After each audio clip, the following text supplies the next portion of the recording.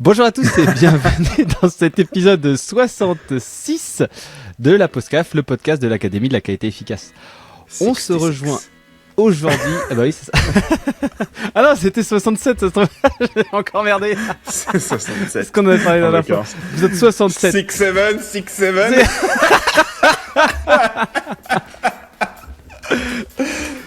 Donc, on se retrouve aujourd'hui pour parler d'un sujet... on est toujours pas en live, hein, mais bon, c'est pas grave. Ouais, mais ça va arriver, t'inquiète, je sais pourquoi. Okay. On se retrouve aujourd'hui avec Arnaud. Arnaud, comment ça va déjà, hein? Ça va bien, tu vois. Hein, je fais des blagues de bon matin, enfin non, de bon midi. Je fais des blagues, tu vois, un peu pourries, mais ça va. Ça faisait quelques semaines qu'on n'avait pas réussi à se retrouver pour faire ce petit exercice qu'on aime tant. Pour cause de travail. Je vous entends. Mais ouais, mais c'est ça, mais ça s'est lancé, mais je pouvais pas couper le son. Bon, bref, c'est bon, voilà, je vois le live. Ouais, bah à cause de beaucoup de travail, mais bon, c'est comme ça. Ouais, et puis il y a eu aussi pas mal au mois de mai de vendredi férié, hein, on va pas se mentir. Hein. Ouais, c'est ça. 3 sur 4. 3 sur 4. Et donc on se retrouve aujourd'hui pour parler d'un sujet que personne ne veut traiter et qui est au fin fond des placards de tous les accus. Je veux bien sûr parler du change control. Il y avait les PQR qui étaient dans ce cas-là aussi, mais bon. Ouais, mais la différence, je pense que le change control, c'est ma perception, c'est le processus qualité le plus complexe. Alors que PQR, en vrai, c'est compliqué à faire, c'est chiant à mettre en œuvre parce que ça demande beaucoup de travail.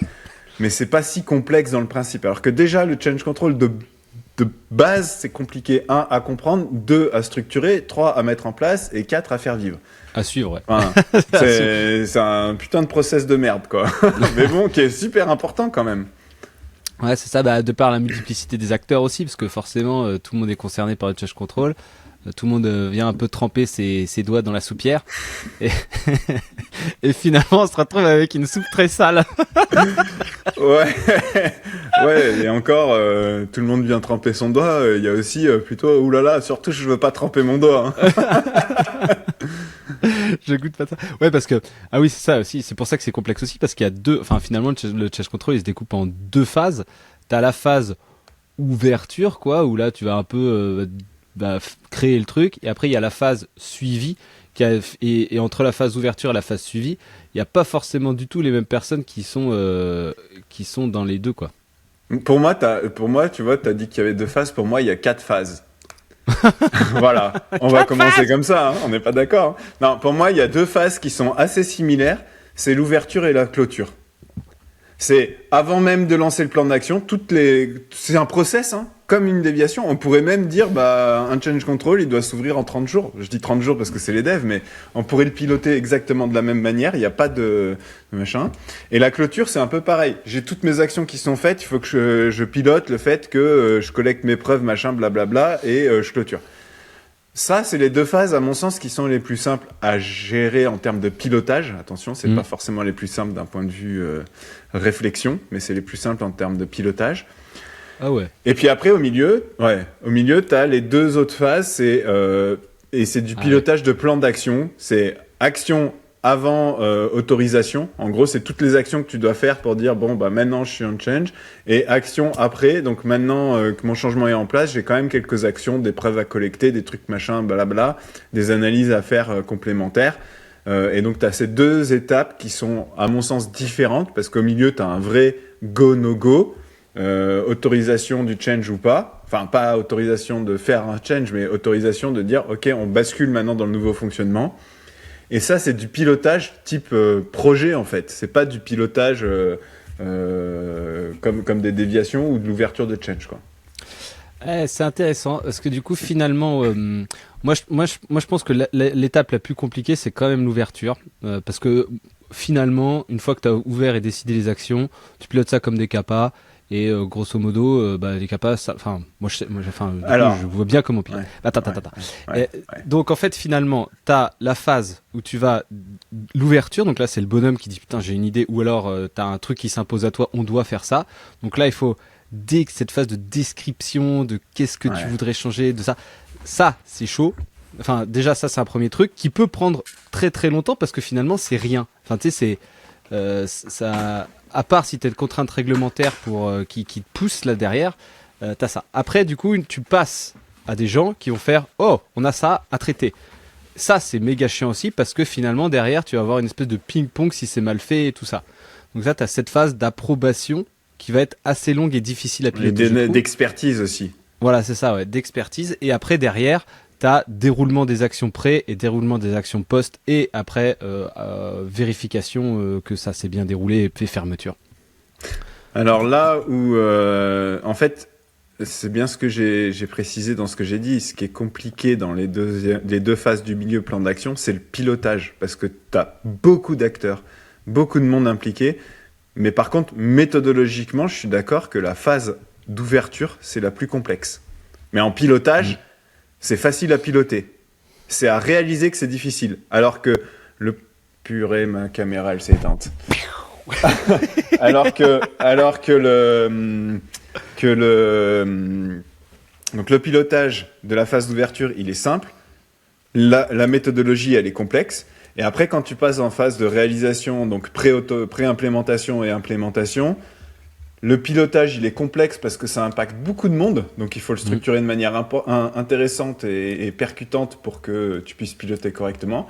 Par contre, méthodologiquement, c'est juste des actions à réaliser et des preuves à collecter, quoi. Donc, c'est clair que c'est facile.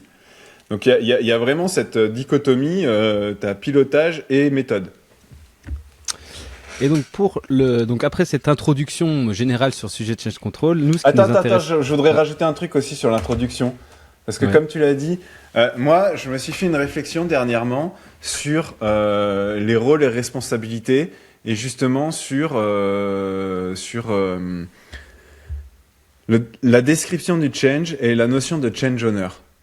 Et ma réflexion était de dire les change owners, quelque part, ça devrait être les responsables de service, tu vois, pas d'autres personnes. C'est eux qui sont à l'origine, même si c'est quelqu'un dans leur équipe, mais c'est eux qui portent cette responsabilité-là, entre guillemets. Et les change, mais dans leur service, ils devraient avoir un change descriptor. En gros, c'est quelqu'un qui a la méthodologie pour accompagner les personnes de son service à faire la description du change control. Et ça, c'est comme pour les déviations, c'est une compétence. Comme les déviations, on a des investigateurs qui ont une compétence bien particulière qui est difficile à maîtriser. Les descriptors, dans les change, ils ont une compétence particulière qui est difficile à maîtriser. Ouais, exactement. Ouais, c'est vrai. Et du coup, je différencierais change owner et descripteur. Ah oui, d'accord. Ok. Et alors, le descripteur n'est pas forcément le change. Ah oui, parce que du coup, toi, pour toi, le change owner, c'est un peu le responsable du secteur qui a un descripteur derrière lui. Exactement. Et c'est lui, et le change owner, c'est lui qui va piloter son change, c'est lui qui va s'assurer que les gens font les actions, c'est lui qui sera présent au point de pilotage, etc. Mais le descripteur, c'est le gars qui a la compétence, qui va dire, t'as Gérard qui veut faire une modification, il va voir André qui est le descripteur, il va dire, ok. Alors voilà, explique-moi ton change. Ok, boum. Alors ça, c'est un change comme ça, blam blam blam. On va le décrire de cette manière-là parce que c'est comme ça que ça sera compréhensible et non pas un paragraphe de texte avant, un paragraphe de texte après. Ça sera vraiment, je sais pas, ça peut être avec des schémas, ça peut être. Il y a plein de possibilités différentes et c'est une compétence de prise de recul qui est importante parce que la description de ton changement, c'est quelque chose de crucial pour autoriser ou non le changement. Et faire l'analyse d'impact et de risque avec les experts. Et si tu te plantes sur ta description, tu te plantes sur toute la ligne. Et finalement, il n'y en a pas besoin de tant que ça des descripteurs. Il pourrait y en avoir quasiment un par site, quoi. Ou un par site, ouais. C'est peut-être plus qu'un par site. Il faut regarder la quantité de change, mais on pourrait très... Ouais, t'as raison, ouais, t'en as peut-être 1, 2, 3 selon les tailles de site, mais il n'y a pas besoin de 50 000 personnes, quoi. Parce qu'après, quand tu maîtrises bien, ok, je vois ce que tu fais. Enfin, tu sais, le mec, il travaille un peu, tu fais un peu un espèce de... Tu fais quelques réunions, le gars, il t'explique, tu rédiges, tu fais ton truc, tu reviens, tu remontres, et puis, c'est ça. Ouais. Donc voilà, c'est pour finir l'introduction, mais je trouvais ça intéressant de se dire... parce que globalement, sur les sites, Change Owner, c'est toute personne qui veut faire une modification, si ça devient un change, il devient change owner. Les mecs qui sont pas formés à décrire ou pas correctement. Ils ont pas le temps de Après, suivre. ils doivent piloter, ils ont pas le temps de suivre. Gna gna gna. Donc, on devrait limiter la responsabilité de change owner au niveau des responsables de service et la description d'avoir des gens qui ont cette compétence, qui soient limités en nombre de personnes et vers qui on se tourne quand on veut faire un changement pour qu'ils nous aident à faire la description. C'est comme, tu vois, là, je parle de ça parce que on a fait un relais responsabilité sur la définition, enfin sur un processus de déviation. Et on a dit que le gars qui allait choisir les CAPA en production, c'était le responsable du service. Et en gros, c'est lui qui serait là. On arrive avec la déviation, on a trouvé ça. Qu'est-ce qu'on fait? Et c'est lui qui fait du coup, c'est lui qui va être en charge de définir les actions et de feinter. Ouais, c'est très bien. Et ça, moi, je trouve ça très bien. Je trouve ça trop cool. Et après, lui, il est responsable, donc R dans un RACI. Rien ne l'empêche d'utiliser des gens de son équipe en tant que contributeur, mais c'est lui qui, parce qu'au bout d'un moment, c'est son service, c'est lui qui doit porter ça, quoi. Donc non, moi je trouve ça bien, et c'est valable pour les changes aussi. Ouais. Ça, c'est intéressant ce qu'on dit là, je suis content. C'est donc, bien. Après cette longue introduction, nous, ce qui nous intéressait aujourd'hui, c'était effectivement la première question, quand est-ce qu'on doit ouvrir un change control ou quand est-ce qu'on doit pas en ouvrir un? Le sujet glissant, change ou pas change?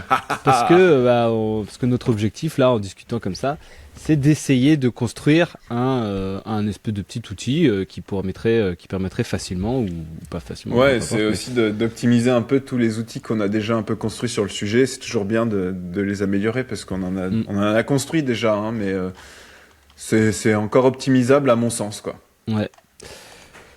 Et donc voilà, on se pose la première question. Quelqu'un veut changer quelque chose ou il y a un truc à changer. Est-ce que on ouvre un change control ou pas? Pour moi, il y a deux étapes. Non, mais parce que bon, on va pas mentir à nos auditeurs. On en a discuté un peu avant de se mettre en live. Et suite à ça, pour moi, il y a deux étapes dans est-ce qu'on l'ouvre en change control ou pas. Première chose, c'est est-ce qu'on autorise la modification? Et en gros, c'est le risque et la charge. Et en gros, si on est sur un projet qui ne présente... Enfin, l'intérêt, pardon, et la charge. Et si on est sur un projet qui n'a pas d'intérêt, qui génère beaucoup de charge, on pourrait très bien dire, on n'autorise pas, on modifie pas. Et dans ce cas-là, il ne faut pas modifier. On n'est pas en train de dire que c'est une modification qui se fait hors change control. On est en train de dire, on n'autorise pas à modifier. Et la deuxième étape, c'est, si on autorise à modifier, est-ce qu'il faut le couvrir par un change control ou non? Alors, on y reviendra parce que là, du coup, je sens tous les orteils qui se rétractent et qui rayent le parquet de tous les mecs d'amélioration continue qui disent parce que non, en vrai, après, il y a toute Pourquoi Enfin, si on dit le projet, il a très peu d'impact et qu'il est compliqué à mettre en place, on le fait pas. Non, mais en fait, il y a une notion qu'on n'a pas du tout abordée, c'est ce qui fait chier tout le monde finalement, c'est que le change control, c'est perçu comme long et difficile et finalement qui barre la route à l'amélioration, quoi. Ah oui, ok, mais et dans donc, tous les cas. Dans tous les cas, si tu as en face d'un projet d'amélioration ou autre, j'en sais rien, qui a peu d'impact et qui est compliqué à mettre en œuvre, que ce soit pour de l'amélioration ou pour couvrir des points qualité, s'il a peu d'impact et qu'il est compliqué à mettre en œuvre, on peut questionner au regard de la capacité des sites à faire. Hein. On n'est pas sur des sites avec capacité infinie à faire des projets autour de la taille partout, tout le temps, et de bien le maîtriser. Il faut reprendre la réalité des choses. La réalité des choses, c'est qu'on n'arrive déjà pas à faire le strict minimum. Enfin, pas le strict minimum, mais on n'arrive déjà pas à mener des projets d'amélioration qui ont des impacts. Alors, s'il n'y a pas très peu d'impact, faisons ceux qui ont de l'impact d'abord, quoi. Ouais, on va très vite arriver dans la gestion des priorités. Mais en fait, voilà, ce que je voulais dire, c'est que toute considération faite que le change control, en considérant de là que le change control, c'est un processus qui est facile, dans le sens où quand tu lances un change control, il finit par se faire. Après, on parlera de ça plus tard. Le timing, il est un peu plus long que ce qu'on pourrait peut-être des fois espérer, mais effectivement, une fois que tu lances ton change control, t'as des expertises qui sont compliquées, t'as des plans d'action à mener qui sont compliqués, mais il finit par se faire. Mais après, de là à dire que le process change control, il est simple, moi je dirais pas ça. Je dis pas qu'il est simple, mais en fait, c'est un autre problème. C'est après derrière, c'est comment simplifier, comme ce qu'on disait à l'introduction, hein, comment simplifier et piloter le fait de mener à bien son change control. C'est un autre sujet par rapport est-ce qu'on doit ouvrir ou pas un change control. Oui, oui, oui, oui. La complexité du process, s'il est mal fait ou la simplicité s'il est bien fait, ne doit pas rentrer en ligne de compte pour la décision de dire c'est un change control ou c'est pas un change control. Ça, c'est clair.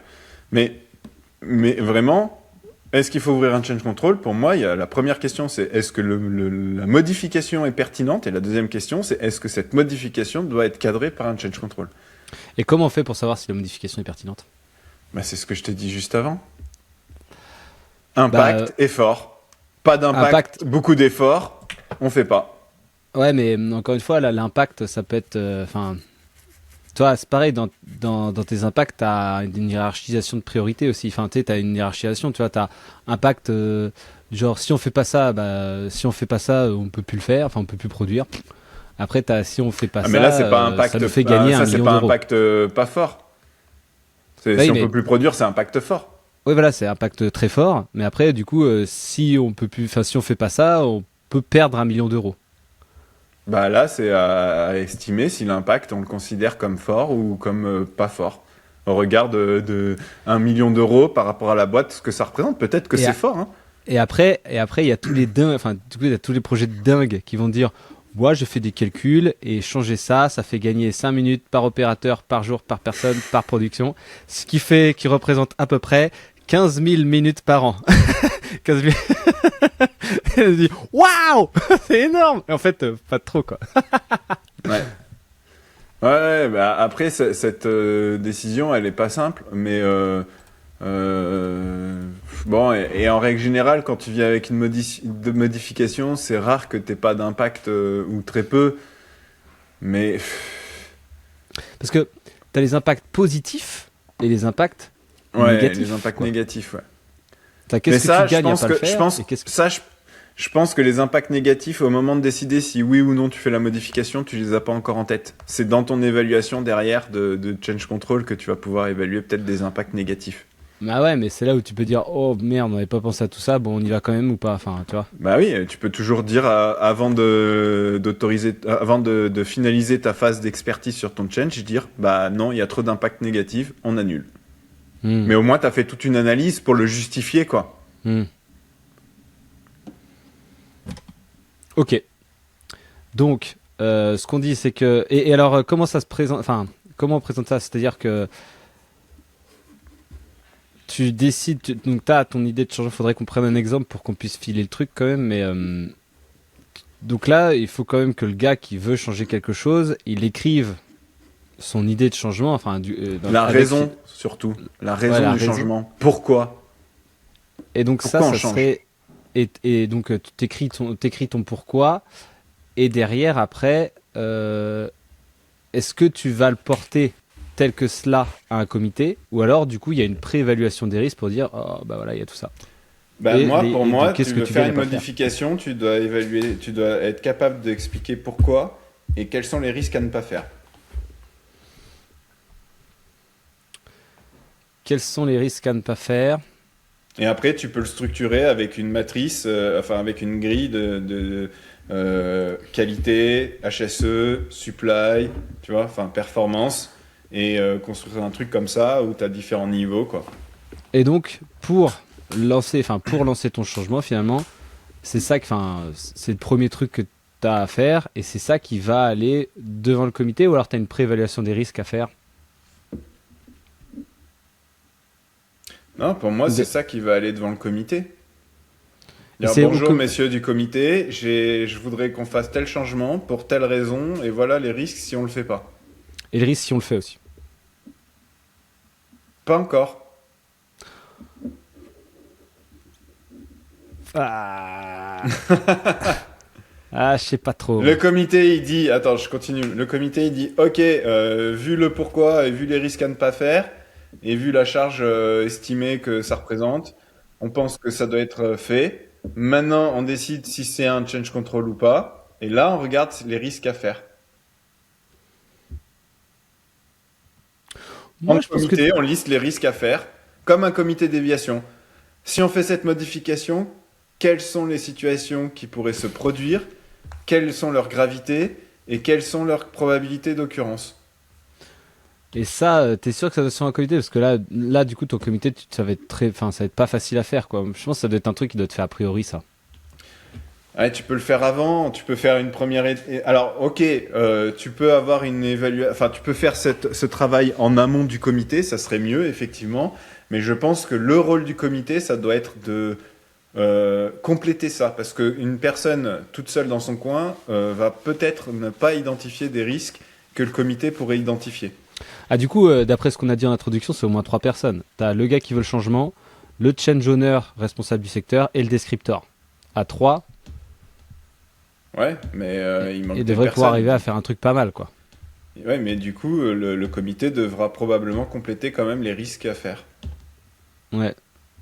Et ces risques à faire, ça devrait enclencher.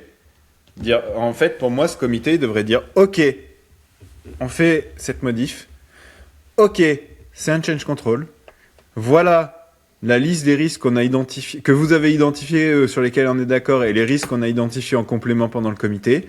Et donc voilà la liste des personnes ou des services à solliciter pour finaliser votre expertise, pour qu'on autorise définitivement le change avec son plan d'action, etc., etc.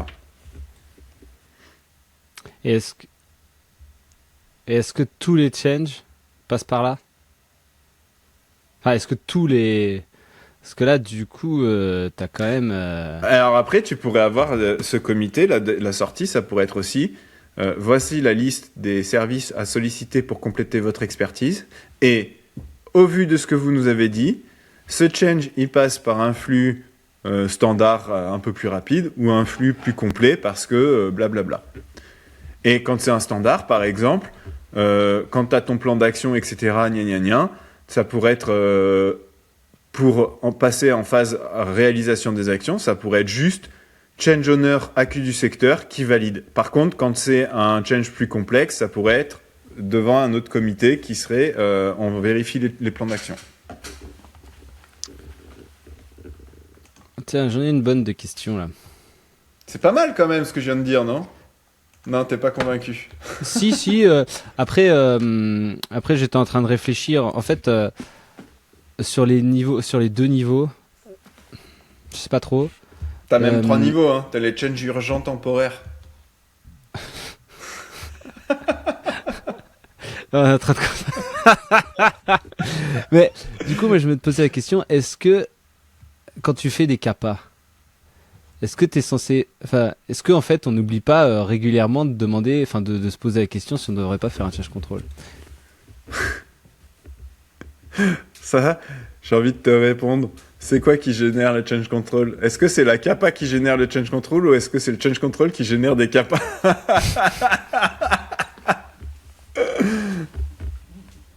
Non, mais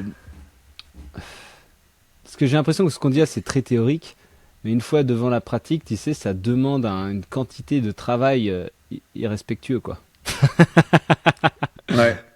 Mais c'est intéressant ta question parce que, imaginons, prenons un exemple qu'on n'a peut-être jamais vu, mais bon, on sait jamais.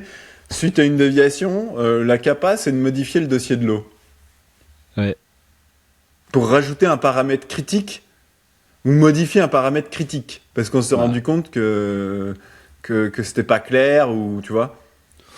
à modifier, je suis pas sûr que je suis pas sûr que ça arrive souvent, ça aussi. Modifier le paramètre, j'y crois pas trop. Ou rajouter, allez, un truc qu'on voit pas souvent. Rajouter un double contrôle dans une Ouais. étape de ton process. Ouais, ça arrive. Ok? Donc, Ouais. tu as déviation, cause probablement merdiquement identifiée pour que tu arrives à dire on rajoute un double contrôle dans le dossier de l'eau. Mais bon, bref. Ouais. Et donc, ta capa, c'est je rajoute un double contrôle dans mon dossier de l'eau. Change control ou pas de change control? Bah, c'est là où tu dis quels sont les risques. En fait, les risques il y en a pas parce que tu rajoutes un truc. Donc, Bah, si, il y en a. des risques de data integrity, les mecs qui oublient de cocher, les mecs qui, tu vois, les erreurs dans le dossier de l'eau parce qu'il y a de plus en plus de données, Oui, enfin, effectivement, enfin, ça, du coup, c'est des trucs qu'on finit par savoir nous, mais enfin. Et quel est le risque à ne pas faire? De ne pas rajouter une case de double c'est la contrôle dans le déviation dossier de sur l'eau. produit. Bah non, parce que ça corrige C'est pas ta la cause que t'as déviation. identifié, mon gars. Ouais, mais bon, voilà. Bon. Putain, on est dans la boucle infernale, là. On n'est pas dans la boucle vertueuse.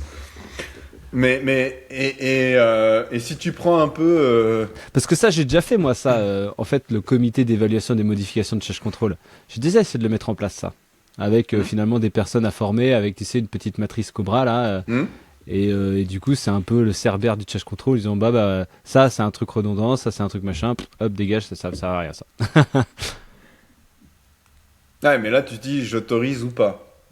Moi, je te dis, on a autorisé à faire. Est-ce qu'il faut faire un change control? Moi, j'ai tapé quand même dans ChatGPT, juste pour donner à nos auditeurs, en gros, la question, change control ou pas, quoi.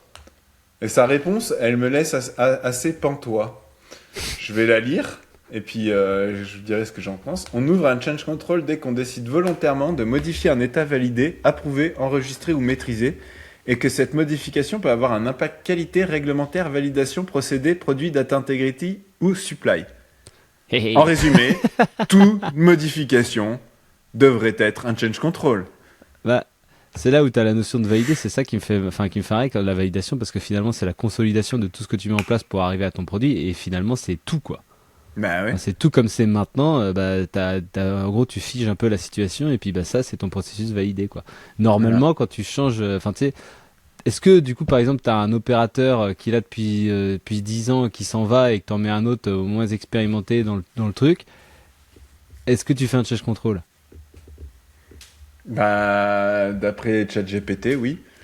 D'après Je moi, sais pas, non. parce qu'après, t'as quand même confiance, t'as quand même confiance en ton processus de formation, hein, t'as quand même confiance en tout ce truc-là. Est-ce que tu l'as vraiment? Je sais pas, mais, mais, Eh, tu changes ton process de déviation. je contrôle. Et pourquoi? Parce que, en fait, ça dépend à quel point tu le changes, mais, avant moi, du coup, je sais Tu pas. changes les rôles et responsabilités. Il y a tout simplement que le risque, c'est que, les personnes à qui t'as changé les rôles ne soient pas au courant des rôles, et que, elles font pas le truc qu'ils sont censés faire. Ok, mais tu décides volontairement de modifier un état. On est bien d'accord, process de déviation, c'est pas un état validé. Un état approuvé à la limite. Maîtrisé, si tu le changes, c'est peut-être parce que c'est pas maîtrisé. Il peut y avoir un impact sur la qualité réglementaire, oui. Ouais, change control, putain, ouais. Tu changes... en fait... Mais c'est ça le truc, c'est pour ça que je te demandais, à partir du moment où tu fais une capa, est-ce que t'es pas censé faire un change control à chaque fois? Est-ce que la capa tient lieu et place d'un change control attenant à l'investigation de la déviation? En fait, il y a... Attends.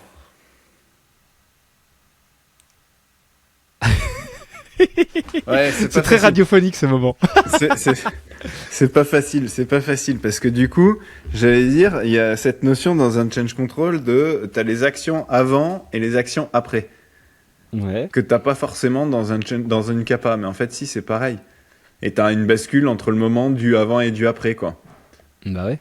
Et tu changes ta capa, c'est modifier le document, t'as les actions avant qui sont je fais mon draft, je l'approuve et puis t'as peut-être pas d'action après, mais t'as une bascule de avant j'avais un document A, maintenant c'est A1.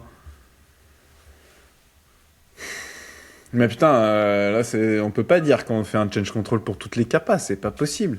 Mais non, mais c'est pour ça qu'en fait, je te disais, moi, ce que je pense, c'est que l'investigation des déviations couplée à la décision d'ouvrir une action, c'est finalement Donc un change peu control. ce que tu es censé faire dans un change control. Tu as une situation, tu évalues les risques, tu fais oh, et puis du coup tu regardes les impacts, et puis tu décides de faire quelque chose pour justement mitiguer tout ça via une capa. Mais Quoi. sauf que la différence entre un change control et une capa, c'est que dans ton change control, tu vas aussi évaluer les risques à faire, les impacts à faire, alors que dans ta capa, tu vas peut-être pas le faire. Ouais. Bah oui, en fait, tu vas le faire. Enfin, Tu en vas fait, probablement pas le faire même. Enfin, tu vas pas enfin, tu vas le faire oui et non, c'est-à-dire que tu vas le faire au moment où tu évalues un peu ta criticité de la déviation, quoi. C'est un truc méga critique, il faut faire quelque chose pour que ça revienne plus.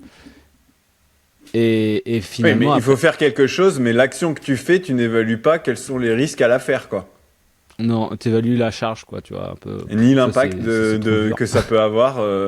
Tu sais, combien de fois on voit des sites où ils ont plein de CAPA modification de documents, et puis après, en fait, dans leurs documents, comme c'est modifié de manière anarchique, t'as plus les bonnes références, ça se communique plus trop, parce qu'on n'a pas regardé les impacts de modifier ce document sur d'autres choses, sur d'autres documents en l'occurrence, mais aussi sur d'autres Mm. choses, quoi. Ouais. Et voilà, hein, quand on a dit ça, on est en train juste de dire que tout devrait être un change control, quoi. Et c'est pour ça que j'insistais, moi, au départ, sur la facilité que ça devrait être d'ouvrir un change control. Tu vois, t'ouvres un change control, et derrière, en fait, il faudrait Mais pouvoir ouais. ouvrir, rattacher, quoi, tu vois, et exécuter. Parce que après, la vraie réflexion philosophique derrière ça, c'est pourquoi est-ce qu'on fait des change control? Pourquoi? Bah, pour comprendre et pour déjà pour éviter de faire des conneries et après pour comprendre si on a fait des conneries.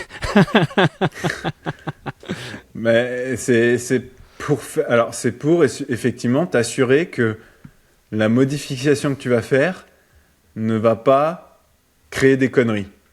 Et Et quand tu par, l'as co- fait, la maîtriser au mieux pour ne pas générer de conneries. C'est ça, hein, c'est pour ça qu'on fait un change et par control. conneries on entend finalement efficacité, qualité et sécurité du produit que tu fabriques quoi. D'ailleurs point. Ouais.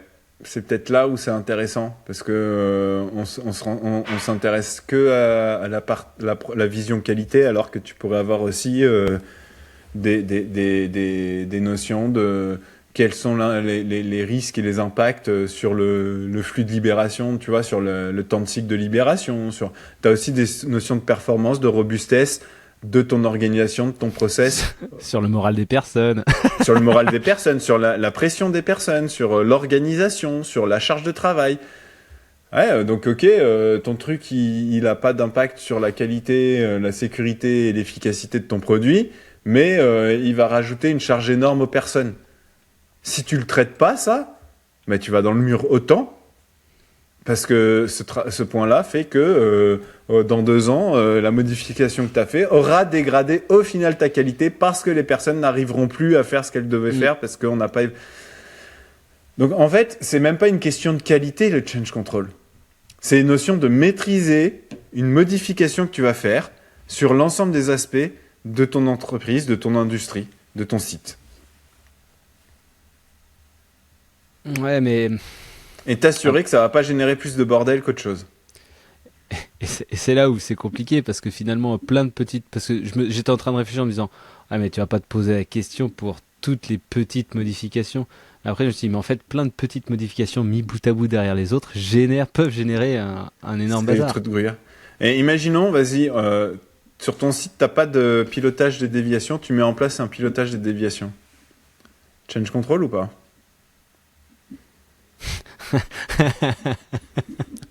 Normalement oui mais Et pourquoi?